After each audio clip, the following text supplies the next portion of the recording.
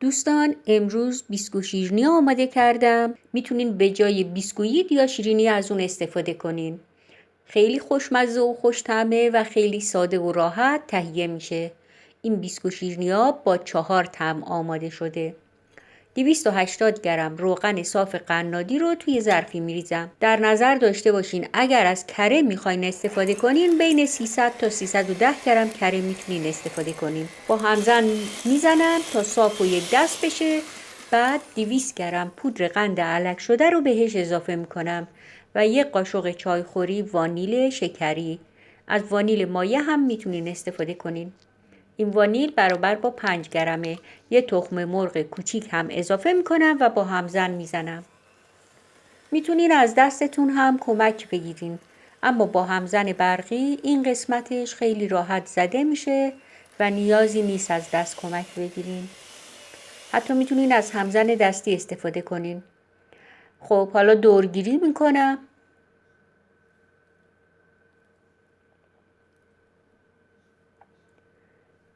چند بار در حین هم زدن اگر دورگیری بکنین خیلی راحت تر کره و پودر قند مخلوط میشه و صافتر و یک دست‌تر میشه.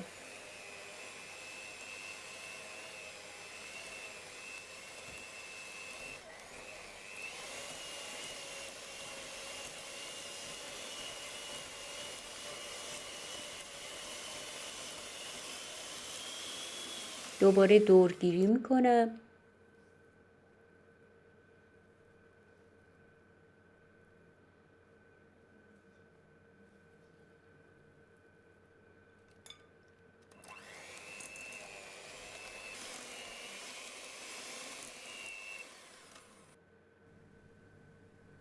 حالا 400 گرم آرد علک شده قنادی رو در چند مرحله اضافه میکنم.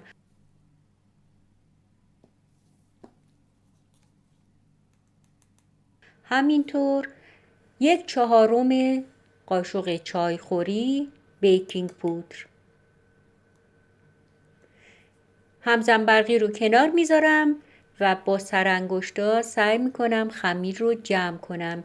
این خمیر نیازی به ورز دادن نداره و کافیه که خمیر فقط جمع بشه. یه مقدار دیگه از آرد رو اضافه میکنم.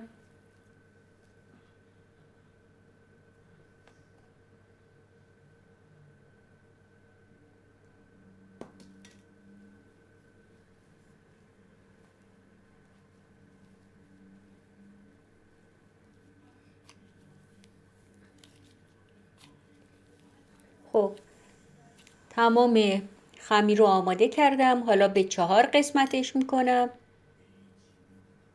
اگر خواستین 4 قسمت مساوی بشه میتونین از وزنه استفاده کنین یا از یک پیمانه.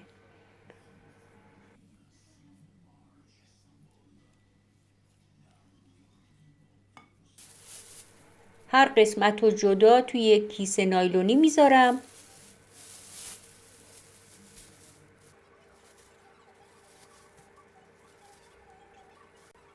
قسمت آخر رو توی ظرف نگه میدارم. 2 قاشق چایخوری پودر کاکائو بهش اضافه میکنم. 1 قاشق قبلا اضافه کردم. ابتدا با یک تکه کوچیک از خمیر تا راحت تر مخلوط بشه و بعد اون تکه کوچیک خمیر رو با تمام خمیر مخلوطش میکنم.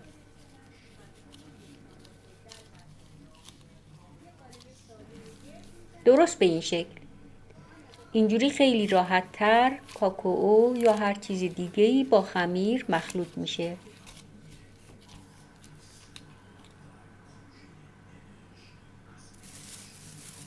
و بعد اونو توی کیسه نایلونی میذارم. قسمت دوم رو توی ظرف خالی میکنم. 1 قاشق چایخوری پودر قهوه بهش اضافه میکنم. ببینین مقدار پودر قهوه بستگی به خالص بودن قهوه‌تون داره. میتونین مثل من و خیلی از افراد دیگه قهوه رو از قهوه فروشی ها بخرین و همونجا بدین براتون قهوه رو بسابن و بعد از اون قهوه استفاده کنین. من قهوه رو الکش نکردم و اجازه دادم اون دونه دونه های ریز توی قهوه باقی بمونه و توی شیرینی دیده بشه.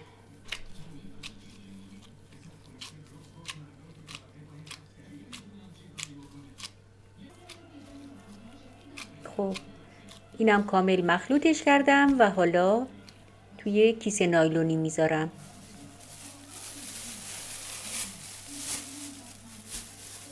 قسمت سوم خمیر رو اضافه میکنم به ظرف. یه تکه از خمیر رو جدا میکنم.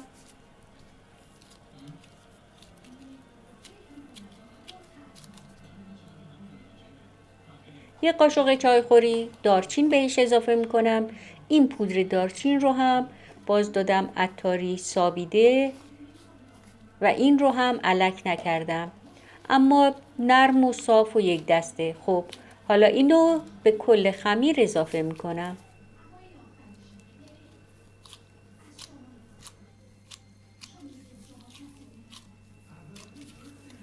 پس تا اینجا 3 طعم کاکائو، قهوه و دارچین داریم و آخرین قسمت رو هم وانیلی باقی میذارم باشه. بیسکویت ساده وانیلی بشه یا شیرینی وانیلی.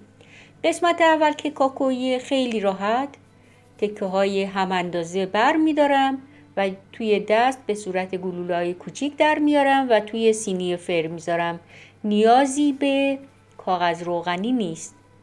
اگر سینی فرتون ایراد داره حتما کاغذ روغنی بندازین که ته شیرینیاتون رنگش خراب نشه.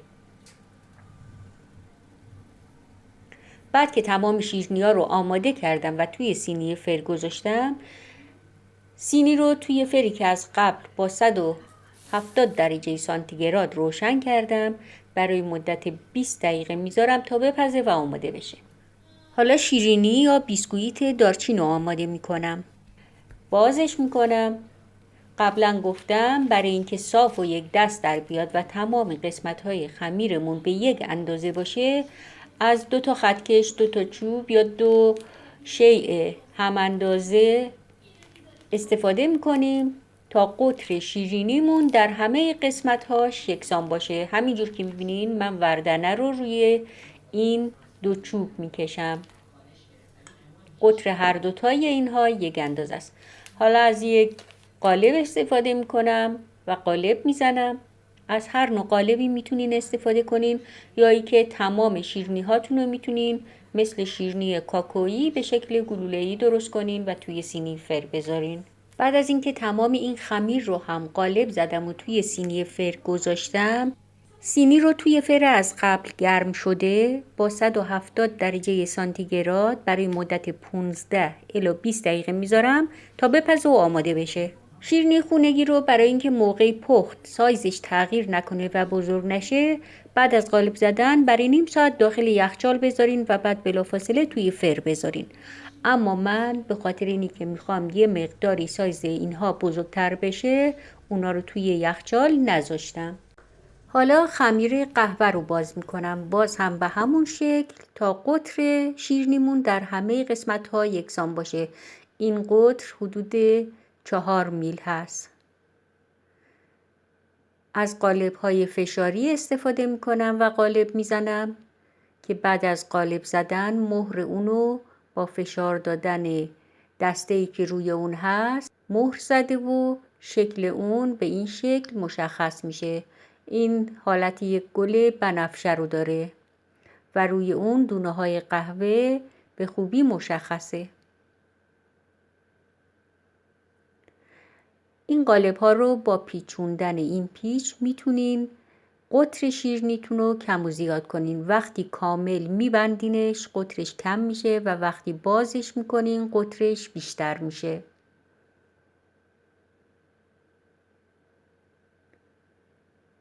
ببینین الان قطر قالب کم شد، ولی من میخوام که بازش کنم تا قطر اون بیشتر بشه.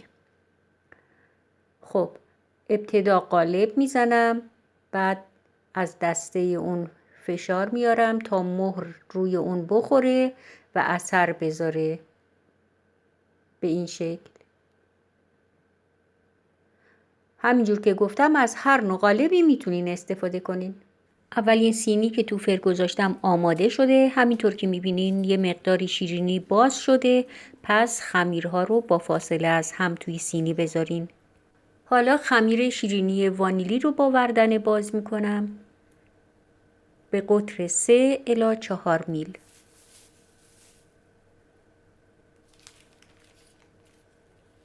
حتما از سلفون استفاده کنین برای باز کردن خمیرتون تا خمیر راحت تر باز بشه و به وردنه نچسبه. همینطور برای زیر خمیر.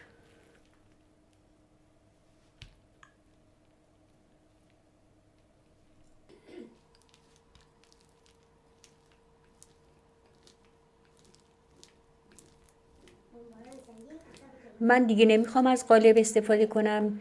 این شیرینی رو میخوام خیلی ساده با خطکش اندازه بگیرم و برش بزنم. اگر تونستین بدون خطکش این کار رو انجام بدین خب چه بهتر، وگرنه حتما از یک خطکش استفاده کنین تا تمام شیرینی هاتون یک سایز و یک اندازه در بیاد. میتونین این بیسکویت رو به پهنای خطکش و به بلندی 6-7 سانت برش بزنین.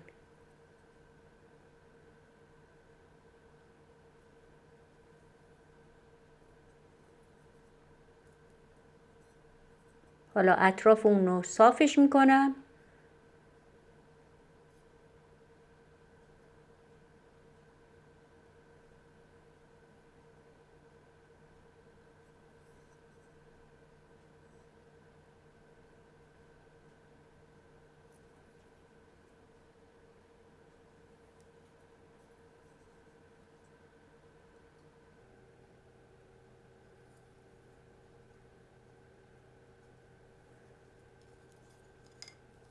قسمت‌های اضافی رو جمع میکنم.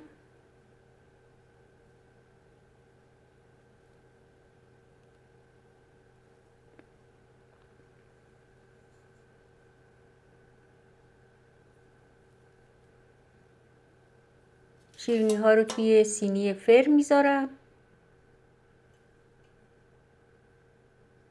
همینجور که گفتم اصلا نیازی به کاغذ روغنی نیست، اما اگر کف سینیتون خرابه حتما از کاغذ روغنی استفاده کنین. ببینین که بدون قالب میتونین خیلی راحت شیرینی یا بیسکویت درست کنین، فقط با برش زدن. البته میتونین روی شیرینی هاتون رو هم یه مقداری با چنگال مدل بندازین به این شکل. چنگال رو خیلی آروم روی شیرینی بکشین، اما چند بار تا شیارهای عمیق و زیبا بیفته روش. بعد داخل فری که از قبل گرم کردم با 170 درجه سانتیگراد برای مدت 15 دقیقه میپزم تا آماده بشه. شیرینی هامون آماده شده. 4 مدل 4 طعم با یک خمیر. بسیار خوشمزه و ترد و عالی. دوستان جاتون خالی. خدا نگهدارتون.